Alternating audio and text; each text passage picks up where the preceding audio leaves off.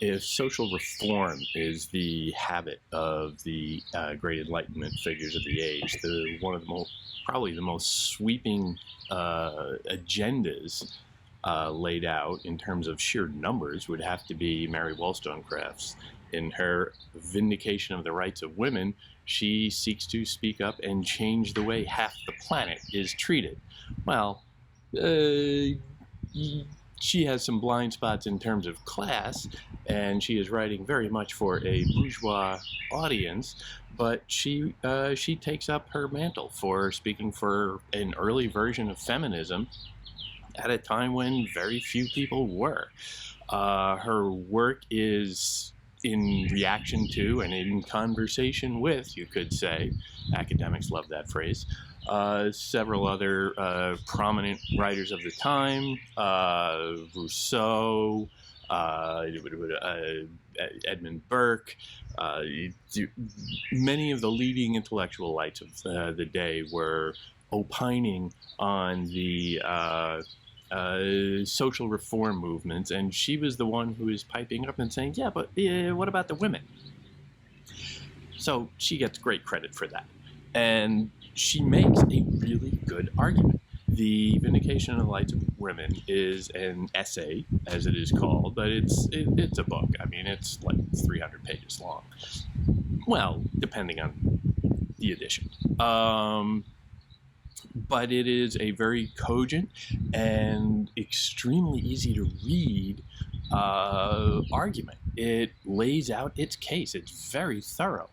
And while she is putting forth this argument for an objective evaluation of the problem and of treating women with greater judiciousness as full members of society and trying to be very scientific in her approach, she is not afraid to get a little heated sometimes, and she throws some serious shade at some of her antagonists in this debate, most specifically Rousseau. But that just makes the reading a little bit more fun. Yet, within that, she has all of the idiosyncrasies of the Enlightenment age right there. The argument she's putting forward is for a logical education, primarily, of women. She's talking about rights in general, but she really clues in on education. And the argument she's making is that women should be educated. She had spent some of her younger years as a governess, and a teacher, and she ran a school for a little while. So this was really her wheelhouse. This is how she thought about things. And when she came to the problem of women's rights, she thought about it in terms of education. And she looked at, what opportunities for education there were, and she really couldn't find too many. In terms of formal schooling, there really wasn't that much of an opportunity for women, or even for most men. It was primarily for gentlemen. Again, we're going to class here, so if you weren't an upper class man in English society in the 1700s, you didn't have a lot of education. For the most part, you didn't need it. But society was changing. This is the England of the early English Industrial Revolution. Society was seeing an awful lot of development, and she was in there stirring the pot, saying, okay, if society is changing, let's change it for the better. Let's think about it and try and shape the change. We will manage the change for everyone's benefit. And that argument goes on today. Whenever you're in a period of some social turmoil, people will step in and say, well, okay, things are going to change. Let's try and make it a smooth change, and we'll come out the other side better off than we were going in. And that's what she's really arguing here. Within that, she does lay out a very ambitious program of social reform. She talks about national education in schools and that stuff. But where she really keys in some of her most effective passages is when she looks on a granular level at just the specific differences, the way men are treated differently than women and boys are treated differently than girls. And she has no patience for the forced frivolousness or frivolity of women, and says, well, they're treated kind of silly. They're taught to take care of their looks. They're taught to be to be able to do needlepoint, and they're taught to be very dainty and impractical. And she's saying that doesn't make sense. They become just essentially nothing within society. They have so much more to contribute if we could just educate them a little, give them a little bit something a little bit more constructive to think about, a little bit more positive to do, other than just sitting around setting their hair all day. And you get some very sharp elbows thrown in this argument. And she focuses on very much, again, the earlier years before you get to really formal schooling. She focuses on, well, what are children doing? She's taking this a lot as criticism of, specifically, again, Rousseau's Emile, who focuses on education in that book, and he's always very concerned with and focused on how children are treated. And she takes up that mantle and comes at it from a different direction. And she writes very, quite impassionately. This contempt of the understanding in early life has more baneful consequences than is commonly supposed. For the little knowledge which women of strong minds attain is, from various circumstances, of a more desultory kind than the knowledge of men, and it is acquired more by sheer observations on real life than from comparing what has been individually observed with the results of experience generalized by speculation. That's very important. Led by the dependent situation in domestic employments more into society, what they learn is rather in snatches, and as learning is with them in general only a secondary thing, they do not pursue any one branch with that preserving ardor necessary to give vigor to the faculties and clearness to the judgment. They're not given the opportunity to think. They're not given the discipline that comes from formal schooling, from a formal education, from being challenged intellectually. And she tosses in the word virtue an awful lot there, because she's taking this from, to a degree, from Rousseau. But the idea that a strong mind makes a strong character. The women will be more able, more reliant, more calm, more focused if they have an education. And that specific phrase she uses, experience, results of experience generalized by speculation. That is objectivity. That is the ability to say, oh, okay, I'm having an experience in my life right now. I have a problem, let's say. Has anybody else ever had this problem? How did they deal with it?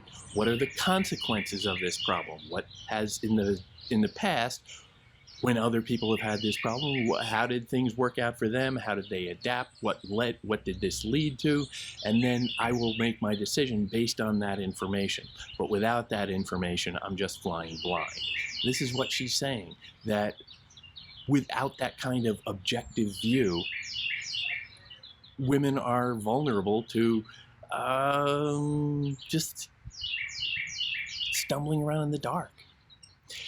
She makes the point probably even more characteristic, probably in an even more characteristic fashion for the Enlightenment itself, when she writes, "Were women more rationally educated, they could take a more comprehensive view of things. They would be contented to love but once in their lives, and after marriage calmly let passion subside into friendship, into that tender intimacy which is the best refuge from care, yet is built on such pure, still affections that idle jealousies would be allowed to disturb the discharge of the sober duties of life, nor to engross the thoughts that ought to be otherwise employed." And she punctures that with, "This is the state in which many men live, but very few women." You see so much in there that is the Enlightenment, that is that turn of mind that characterizes this period of history and literature and culture and society. Were women more rationally educated? Rationally, think about it. Step back, get an objective view of the system, and try and reform it in alliance with that. They could take a more comprehensive view of things. That's getting that, that view from 40,000 feet, that objective view that lets you think about things and analyze the problem scientifically, empirically, without being emotionally invested in it so much. They would be contented to love but once in their lives. Think about this. She is making this argument to society where men hold all the power. Men might want women to be a little bit more reliable, a little bit more faithful, a little bit more stable in their lives. Marry just once in their lives. In other words, not get swept up by emotion, not get knocked this way and that by romantic interests, by enthusiasms, by all those things that sweep you off your feet, which work great in the movies, but less so in real life. And the Enlightenment position is always that don't get swept off your feet. Emotionalism is bad. Emotionalism can distort your perspective and lead to bad decisions because you aren't thinking things through. The Enlightenment is about putting all the emotions aside, divesting yourself of that vulnerability, and taking that scientific, dispassionate view of things so that you can reform it. Now, she is talking very much about reforming. And when you are reforming from, like I said, that 40,000 foot view, let's say, it is naturally an elitist reform. You are reforming top down, as they say. Many critics say that this is unrealistic. She talks an awful lot about reforming whole societies, which is very grand. She talks an awful lot about how people need to change the way they think, that society itself needs to be changed. Where is my favorite passage in here? The great misfortune is this, that they have both, men and women, that they both acquire manners before morals and knowledge of life before they have from reflection any acquaintance with the grand ideal outline of human nature. The grand ideal outline of human nature. Ideal, human. Those two words in the same sentence, awkward. I'm not so sure about this. Many other people weren't so sure about this. Traditionally, human nature is not ideal. I think we can all look around and see various versions of that. We aspire to it as human beings, but we generally come up a little short of the ideal. She is saying that human nature itself needs to be reformed. Nature Nature in the natural sense of, the wilderness, nature in human nature, in the behavioral sense, and the instincts inherent in humanity, everything that is irrational, that is not subject to the mind, that needs to be tamped down. And you can see already how this is an elitist project, a intellectual project, a project that can only be carried out generally by rational, well-educated actors, generally the bourgeoisie, the relatively well-to-do who have the time and the behavioral experience of tempering their impulses just a little bit so that they can think things through. That is noble, that is ambitious, that is not always realistic, but that is the Enlightenment ideal. Pursuing that ambition to find some sort of rational design for society instead of just letting society exist and evolve on its own. Why can't we organize that along deliberate ends so that we can change things for the better, deliberately? This debate has been going on for a long time, and we're not going to solve it. But you can see her putting down her marker here and saying, this is what I think. And for us, the notion of educating girls is largely settled on that 40,000 foot perspective, but inequalities still exist, and the outcome is not always ideal. This is a very lively debate. It is still going on because when Mary Wollstonecraft wrote this 200 plus years ago, more than that, it was revolutionary. It was idealist. It was inspiring. It was, to some, offensive. It still is all of those things in its essence. The practical matters of, women's equality, sure. But the ideas within it, the expressions of ambition to make the world better,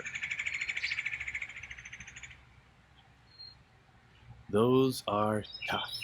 Those are knotty problems.